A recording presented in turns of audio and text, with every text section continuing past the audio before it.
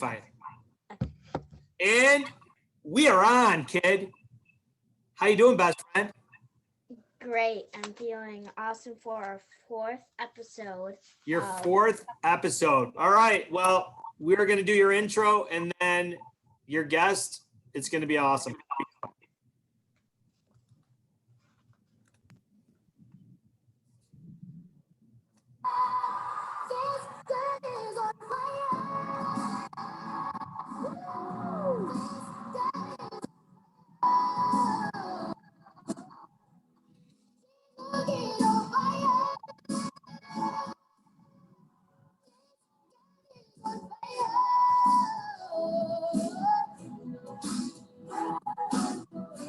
Everybody said that she goes by.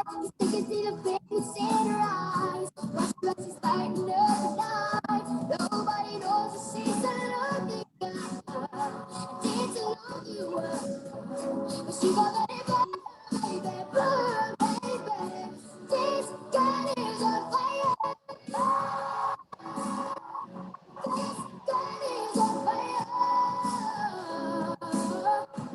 She's looking on fire. This girl is on fire. This girl is on fire. I love your intro. Very interesting that this picture on the right that says girls are heroes and Kristine Lilly. That's an interesting picture. Friends, who is our guest today? Miss Kristine Lilly. Hey, what do we know about Miss Lilly? What do we know about her? She's one of the most famous and toughest soccer players of all time. That's true. She played in more international matches than anyone in soccer. 354 matches. Wow. She scored 130 goals for U.S. national team, 3rd all time. Incredible. She's a 2-time World Cup champion. She's a 2-time Olympic Gold Medalist and 4-time NCAA Champion at North Carolina. She played in 5 World Cups, most ever played by a player. That's unreal. And she's a member of the National Soccer Hall of Fame. Awesome. Do you have some facts to say about her? I got a couple. I know that she's been retired about 10 years now, and she was captain of the U.S. national team. And her nickname that she was given was Queen of Caps or Games, the most international games. And that she's the only player to play in 4 different decades. It's pretty awesome.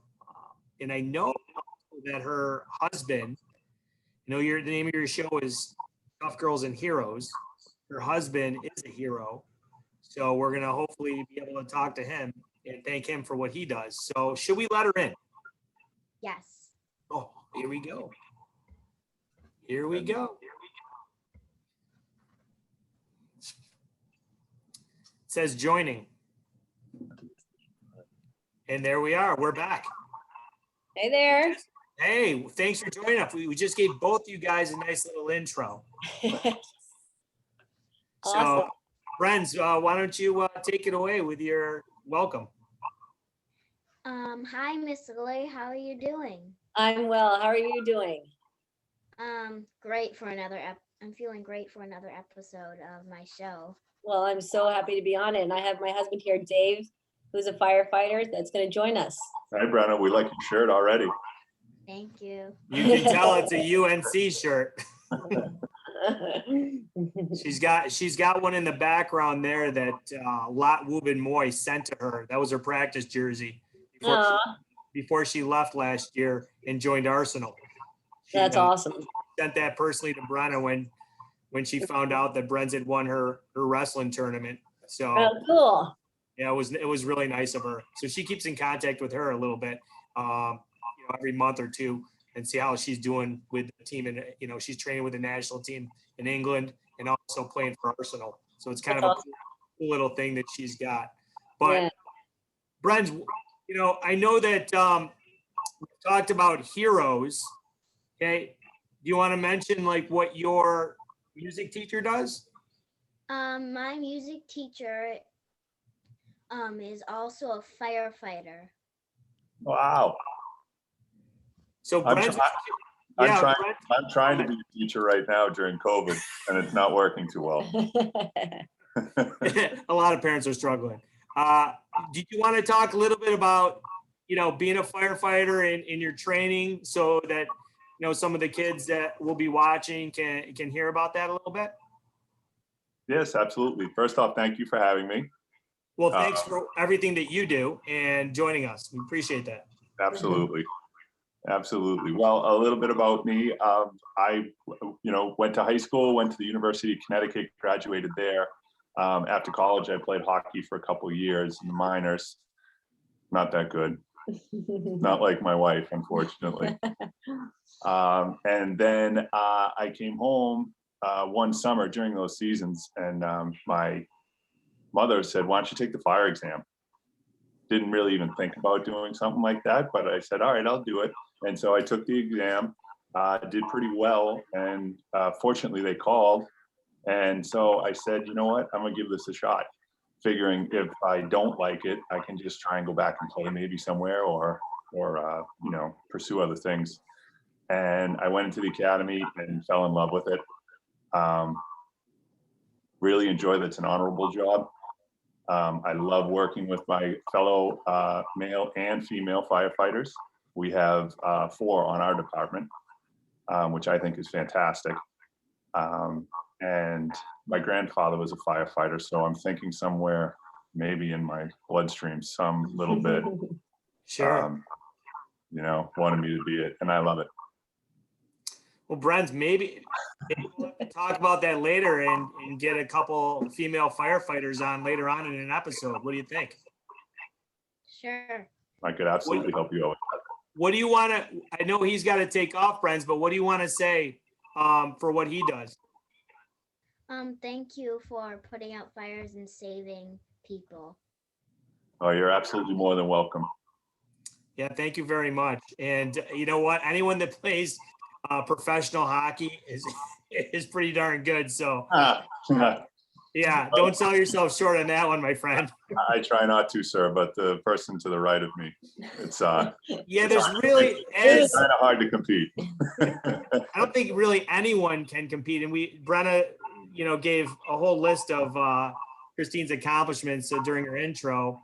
And again, it's a lot of this stuff is unprecedented, and the people that in our community, because we're in Rochester, New York, and I coached against Abby Wambach, unfortunately, my first coaching job. That was our league when she was a high school junior and senior, which that was not fun for me as a coach, but we're well versed on the national team here, especially, obviously, all over our country.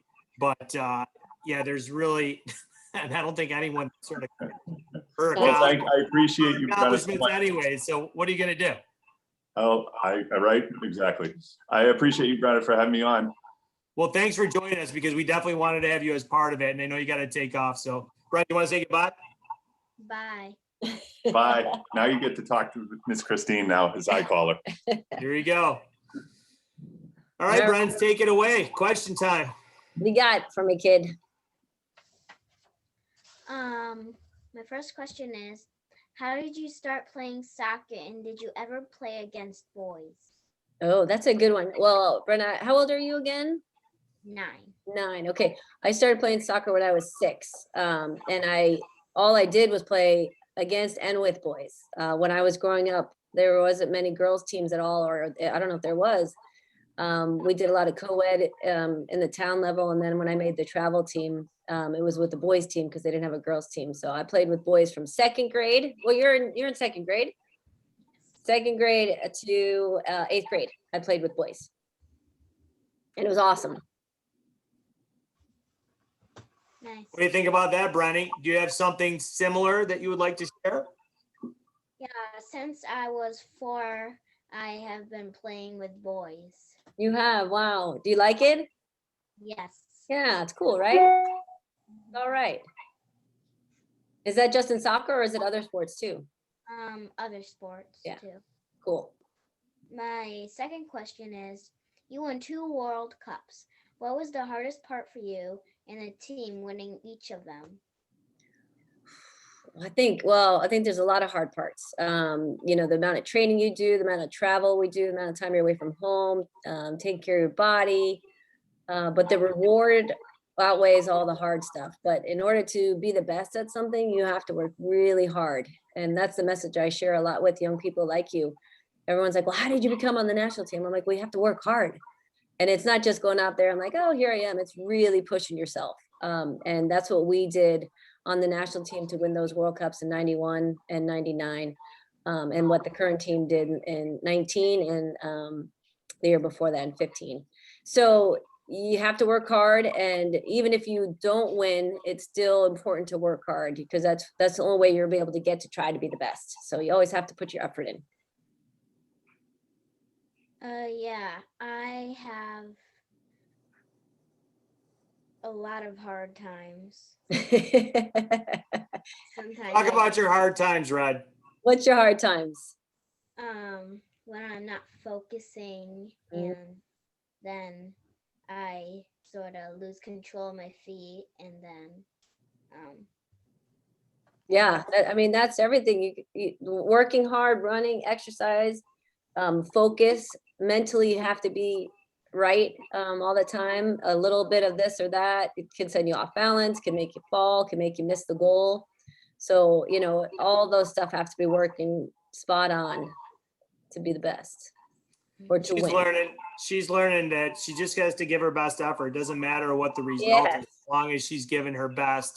And she's starting to learn a little bit about her superpower because she's got another gear that she hasn't fully discovered yet. Yeah, I think a lot of us have another gear we fully haven't discovered yet.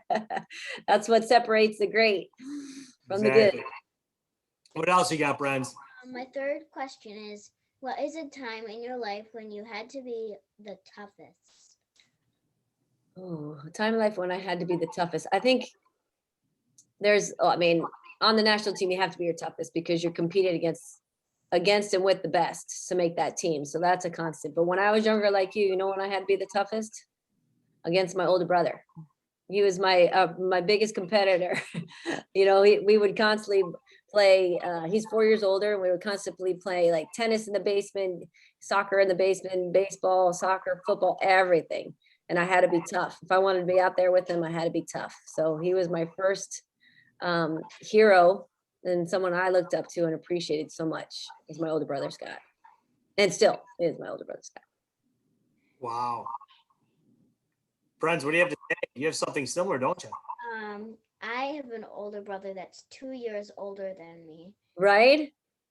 He does not take it easy on me, and I play soccer against him. I do all different kinds of sports against him. That's good. I know you should. And I bet you he says the same thing, that he's got to be tough against you because I know you're not taking it easy on him. Right? She doesn't. You have a wild card question, Brenny? Oh yeah, my wild card question is, what was your favorite movie when you were my age? Your second grade? Mm-hmm. I'm trying to think what year that was for me. 1980s. Well, you know what happened? So the 1980s, so I was 9 in 1980. But in 1980, the U.S. hockey team won the first gold medal. Well, not the first. They won the gold medal. They beat the Russians in the semis, and then they beat, I think it was Finland in the final. But they made a movie about it, a TV movie called Miracle on Ice. And I used to watch this movie all the time. Me and my brother did. And then fast forward to 2004, is they made a movie about that same team called Miracle. Have you seen it? Yes. Okay. So in 2004, That's the 1980 Miracle. oh, no way. In her room. Yeah. And I took them up to Lake Placid for the 40th anniversary. Oh my gosh, you know, I'm talking about this. I didn't even tell that in the background. Yep. So, but then the miracle, the movie 2004, we were playing the Olympics in Greece with the US team. And we used to watch that movie before every game in the morning to get us fired up. So I think back then, I think the movie Miracle on Ice was one of my favorites. And also there's a movie called Grease back then. That was really fun. Yeah, I love Miracle on Ice. I think it's a great movie. That's awesome, right? Mhm. Look, we What have was that What was connection. what was one of the parts that you remember, Brenz, when they were doing all the sprints? Mm, Yeah, he kept making them go back and forth, and he even when they closed, everyone was out, um, they were still on the ice and they still had to get undressed, and he wouldn't let them stop. mm-mm. They weren't No. focused. Yeah, that's so awesome. So, Kristine, I have a couple questions before we show you a couple videos, if you don't mind. Sure. First, internationally or on Team USA, who is the toughest person you ever went up against? I guess two questions, international or on Team USA. Well, for Team USA, it was pretty much all my teammates, but one in particular, Michelle Akers, who is our stud from the early years. In '99 was her last year playing. Yep. And she was so hard to go against because first she's 5'10", but she was so technically sound as a player, well-rounded, a fighter, would not give you an inch, wouldn't give you a second to breathe. And so I always felt if I could go up against Michelle, I could go up against anybody. And then there was a player on the Norwegian national team in the 1995 World Cup, which we lost in semifinals to Norway. Her name was Hege Rees, and she was a midfielder, and she was a phenomenal player. And I marked her a bunch in that game, and obviously didn't do a great job because I think she helped on a goal, and they ended up beating us. But we have so much respect for her and all the players I play against, the Brazilians, the Japanese, the Germans. They're all great players, and you got to respect your opponent always when you play. Awesome. And do you have any good Coach Dorrance stories for us? Because you were able to win 4 straight NCAA titles and then throw in a World Cup with Coach. Yeah. In that stretch. I don't think that's ever going to be done again. And I don't think anyone's ever done that either. 4 NCAA titles and a World Cup within a 4-year period. Any you want to share once? I mean, there's probably some that you can't share, but well, I think what not everyone knows him. Well, you got to meet him, and he's such a promoter of the women's game in any way he can make the women's game better. And he reaches young people like you to be able to come and hang out on the bench and meet the players. But he is such a huge promoter of the women's game. And I think that was such a great lesson to see from him. But also he doesn't take life and soccer so seriously. You think someone that's won 22 national championships that they're just so da-da-da. I mean, he's very organized and make sure his team's ready to play, but in the big scheme, win or lose, he handles things all the same. And I think that's something I learned from him. Granted, we didn't lose very much, but he didn't take the wins as serious, as so much either. And I think the other lesson is he gave us seniors, he always gave us roses senior year. And he always would say, these roses will one day die. And so the emotions don't last forever. So you have to appreciate the time you're in and really be grateful for what you have right now. That's awesome to hear. He was very welcoming to Brenz, and just an awesome experience that he was able to provide. And the girls, every single one of them, when they heard the fact that she was told she was being too rough during a game, they all took her aside. And, we really gave them credit because not too long after that trip, she ended up, winning a wrestling tournament and really turned it on. And we let the entire team know. We sent an email letting them know exactly what had happened. And it was nice to get that reinforcement from all the players there. So that's great. That's really sweet. We have a couple video clips that we would love for you to comment on. The first one, I'm going to share a screen, and Brenna's seen these, is you saving the ball off the line, which I know you know the play. There's you and Bren's in Rochester. Uh, It's part of the intro. You'll see it when we send it to you. So they said that this was the number 8. 8. Yeah, I know. I think it should be a lot higher. It should be Hey. probably number 2. I agree. I think it should be higher, but we're and you are actually talking. Here we go. Memorable moment number 8 in FIFA Women's World Cup history. Everyone remembers Brandi Chastain's World Cup winning penalty kick against China, but it's easy to forget that it almost didn't happen. Julie, Gotti and I, there's a moment on the field where we're jogging out of the penalty box and I look at her and I'm like, that just happened? She's like, let's go. And I remember a reporter after the game came up to me, he's like, hey, when you were on the goal line, you headed the ball off the line. I was like, oh yeah, because I totally forgot in a sense because there's so many other things that happen. At the 1999 World Cup, the golden goal rule was in effect, so Lilly's extra time heroics made everything that came after possible. As a post person, you got to pinch in as the ball moves across the goal to make the goal smaller. Pinched in enough right where, and I head the ball, and then it lands in the 6-yard box, and there's like 3 Chinese players, and Randy happens to just clear it. And I have a great picture in my basement of it, so I'm reminded a lot. The FIFA Women's World Cup begins June. So I'm going to stop share there, and we're going to come back to the next clip. But again, you were part of a movement for young girls, and that's one of the things that I'm excited about Brenna doing her show, and the name of her show is that she's going to be able to experience excuse me. She's going to be able to experience these interviews with women who've been able to accomplish some amazing things. And you guys were the foundation of this whole movement in women's, not just soccer, women's sports. Like I remember the 91 title, but people remember the 99 one the most probably. And it's such a moment for a generation of young girls that eventually did great things. And more people are experiencing it. It never dies. Yeah. And do you really think about, how heavy that is and the impact that you've had? Yeah, I mean, you get, you look back, and I think more so as I'm getting older, and you look back at what you've done in life or been a part of. And I'm just fortunate that I was a part of this time of, making a difference in the game of soccer, and specifically women's soccer.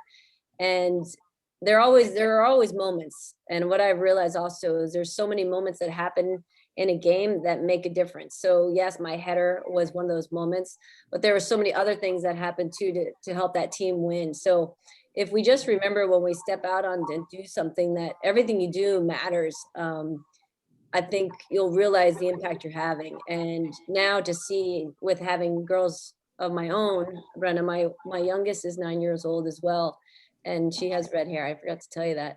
Oh, is that right? Yeah. And so now when I see them, and I see them following this current team and seeing their eyes light up and saying them like, oh, I want to be like so-and-so, I realize even more the impact that I did have on some young people, because they're having it on my kids now. So it's really kind of a neat thing. Awesome. Before we go to the second clip, Brenz, I know we talked about the magic 8-ball question. Kristine, did you have a question that you wanted to ask Brenna to ask her magic 8-ball? Magic 8-ball. I have a magic 8-ball in my house too. I think it's in my daughter's room. Oh my God. I got that magic 8-ball. Someone got it for me when we were deciding whether we should move to Texas in 2014 or not. Really? And someone's like, maybe you should ask the magic 8-ball. We ended up, I don't remember what it said, but we ended up moving. So maybe yes. Got it, Brent? Okay, so you're in Rochester. I'm in Boston. Okay, so we know that our weather isn't great. So can you ask the magic 8-ball if we are all done with the snow? Is there going to be any more snow in the Northeast? Because I want spring. Is there going to be any more snow in the Northeast? Oh, yeah. I know. I hear you. Without a doubt. We can't catch that it. Means, okay, without a doubt, that means there's going to be snow. All right. Maybe right, the hockey rink will freeze it. back over.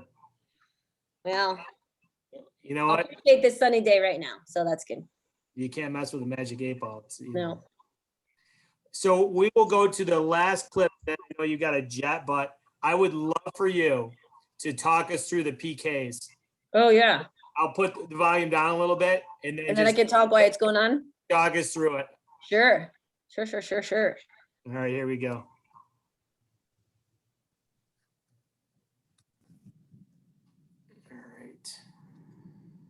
All right, here we go. I mean, Scurry just. Prior to that, I was thinking, okay, I'm shooting to the goalie's right, and she's dove that way. Do I switch? Because both Carla and Joy went to the goalie's left. So I said, no, just stick with what you're doing. And basically the crowd is going nuts and I don't hear a thing. I'm walking up there and I'm just putting the ball down. I'm just like, make good contact with the ball. But in my head, it was so quiet that I just was like, this is going in. I'm thinking, you know, I didn't think that, but it just was kind of an overwhelming feeling. So as I'm standing there, I'm just like, okay, just make good contact with the ball. Oh, you did. Here we go. For the USA to take the lead. Lilly, the shot, go! That's a great shot. Oh man, thank goodness. I was like, and afterwards you heard the crowd and you're just like, yes. I'm so happy. 3-2 USA. So happy. Now there it goes. So we're up 1. Their fourth kicker. Take this kick. This is a critical kick for her. And they need to stay alive. She could tie it or give the USA a chance to win it.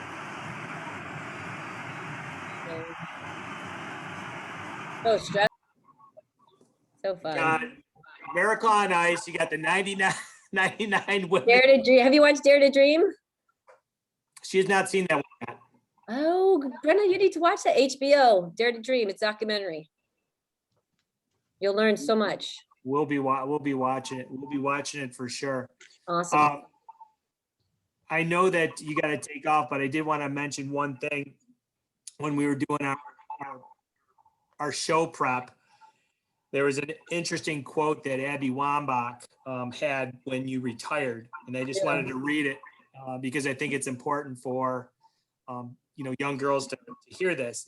And she said, "If there's one person in this team who speaks and everyone, it's Lil."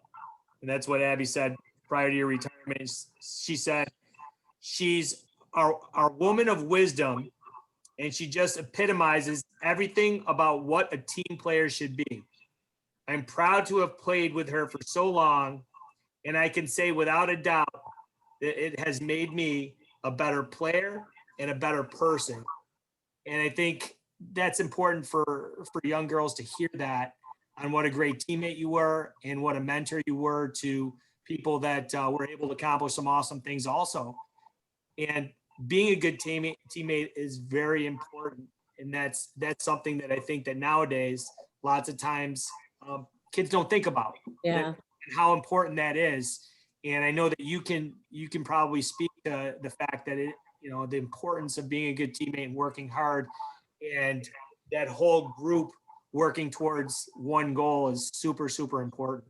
Yeah, no, it is. It's so important. And I think, that's sweet words from Abby, but I think a lot of the players of the national team, that's why we were successful, because we were good teammates and we bought into the whole mentality of working together to win something. And it wasn't about one individual, it was about all the individuals coming together and making a difference. So, I'm just one of the many that have helped lead the way for the women's game. And now we're looking at the next generation doing that. They're not only winning, but making such a difference off the field and being good examples for these kids.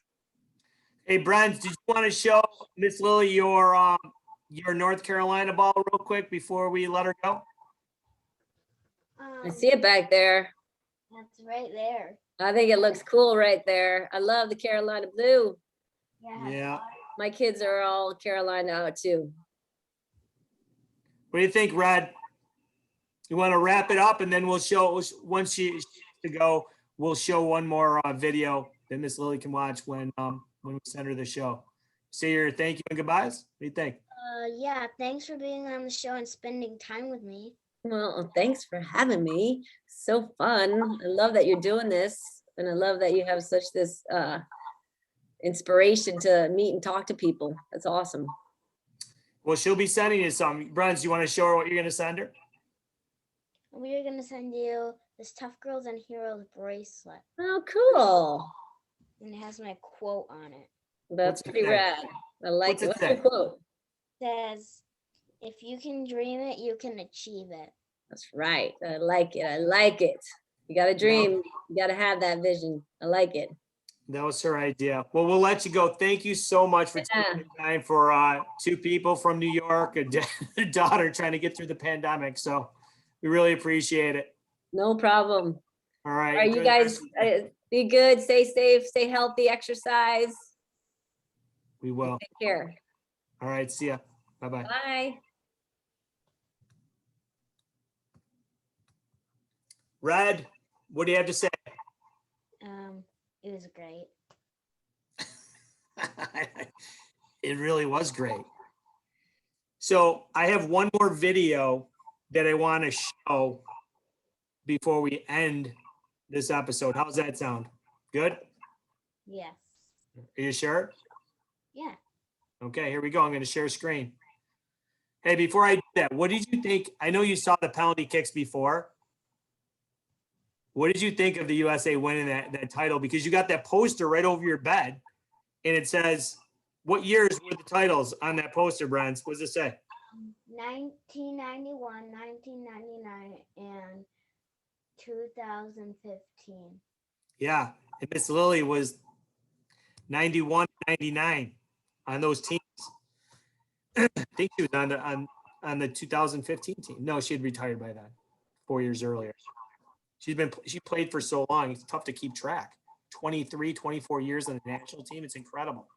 All right, let me share screen. Share. Get out of that. You can only imagine how it was just crazy. Here's a nice little treat that U.S. Soccer did for Kristine Lilly. Here we go. There wasn't a moment when I was out on that soccer field that I didn't give what I had inside me.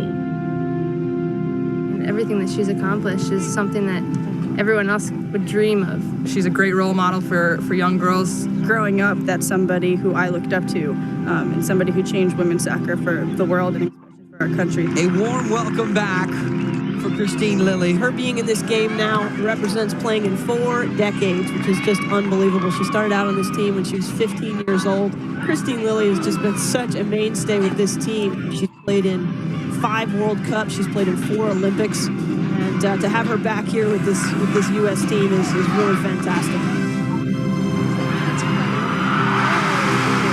on the turn. Lilly, the shot. Lilly scored. Entered around the goal there.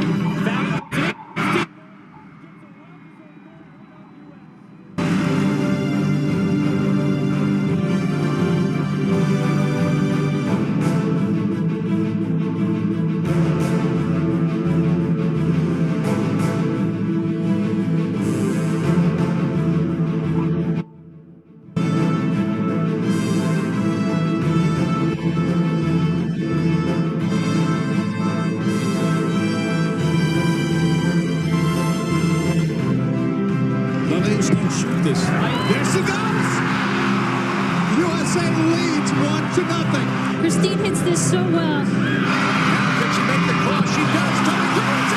Kristine Lilly! Goal, USA!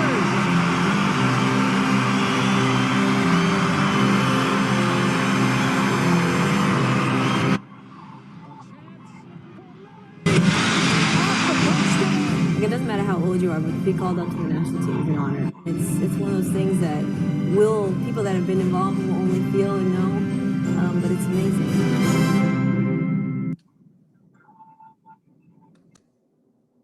What did you think of that, Brent?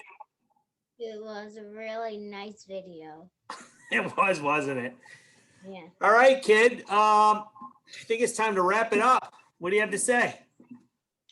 Thanks for watching Tough Girls and Heroes. And remember, if you can dream it, you can achieve it. Awesome. Here we go. You're ending music. Fantastic show, by the way. I'm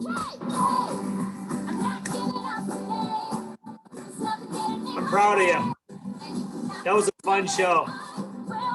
Big time guest. Super big time guest. You're going to start realizing that as you get even older. But we can always look at this. Love you, kid.